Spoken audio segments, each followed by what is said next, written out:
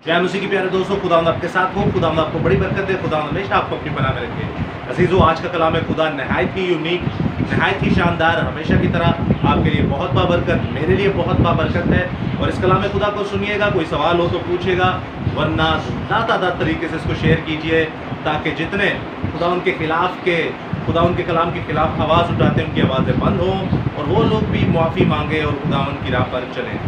तो दोस्तों, टॉपिक बड़ा खूबसूरत था। कुछ गुज़श्ता दिनों पहले हमने एक मज़मून किया था, एक टॉपिक किया था कि खुदा यसू मसीहा, खुदा रूहुल कुद्दुस और खुदा बाप कैसे कहते हैं कि इंसान को हमने अपनी शबीह और सूरत पर पैदा किया। अब दोस्तों, लफ्ज़ यहाँ पर आया है कि मैं आपके सामने आयत मुक़द्दसा को पढ़े ही देता हूँ। हमारी की वर्ड जो है, आज की मरकज़ी आयत जो है, पैदाइश की किताब उसका पहला बाब और उसकी 26वीं आयत, जहाँ पर इस आयत को सिर्फ मैं कोट करूँगा। फिर खुदा ने कहा, हम इंसान को अपनी सूरत पर अपनी शबीह की मानद बनाएं। कलाम खुदा का पढ़ा, सुना, समझा और कबूल किया जाना हम सबों के लिए बाइस बरकत का सबब हो। खुदा का शुक्र हो, आमीन। दोस्तों, यहाँ पर जिंदा खुदा फरमाता है कि हम इंसान को अपनी सूरत और शबीह पर बनाएं। और फिर हमने देखा कि लफ्ज़ हम इस्तेमाल हुआ। अब हम जहाँ जहाँ इस्तेमाल हुआ है, हमने देखा कि वहाँ पर प्लूरल लफ्ज़ आया है। वो कि अगर हम कहते हैं कि हम इज़्ज़त के तौर पर इस्तेमाल होता है, तो याद रखिएगा दोस्तों, खुदावंद को अपने मुंह से अपनी इज़्ज़त करने की ज़रूरत नहीं, ना ही खुदावंद को ज़रूरत है कि कोई उसकी इज़्ज़त करे। खुदा है, एलोहीम है, यसू मसीह है, रूहुल कुद्दुस है। उनको किसी की इज़्ज़त करने की ज़रूरत नहीं, उन्हें अपनी इज़्ज़त खुद करने की ज़रूरत नहीं। जैसे आप देखते हैं, लोग कहते हैं हमने ये किया, हमने वो किया। वो एक अजीब सी बात होती है। वो हिस्टोरियन अगर हिस्ट्री में जाएं तो हमें यूके की बादशाही के हवाले देने पड़ेंगे, लेकिन मैं उस बात में जाता नहीं।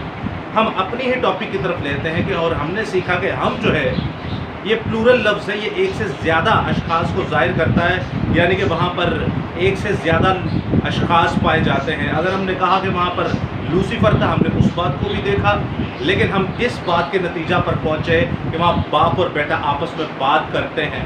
वहाँ पर खुदा रूहुल कुद्दुस, खुदा बाप, खुदा बेटा तीनों आपस में बातें करते हैं और कहते हैं कि आओ हम इंसान को अपनी सूरत और शबीह पर पैदा करें। तो दोस्तों, यहाँ पर एक सवाल पैदा होता है कि लिखा है हम इंसान को अपनी सूरत और शबीह पर पैदा करें। जब हम कहने से प्लूरल लफ्ज़ आता है, जमा, सीगा जमा आता है, तो फिर जब एक से ज़्यादा शख्सियत हों तो फिर सूरत नहीं होती। एक से ज़्यादा शख्सियत हों तो फिर शबीह नहीं होती।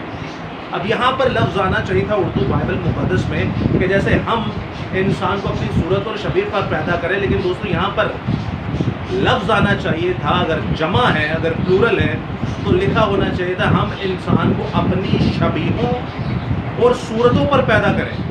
लेकिन दोस्तों, याद रखिएगा, ये मिस्टेक्स इसीलिए खुदा ने दर्ज करवाई ताकि आप और मैं खुदा की मेन ज़ुबान को सीख सकें और ये सवालात हमें तंग ना करें।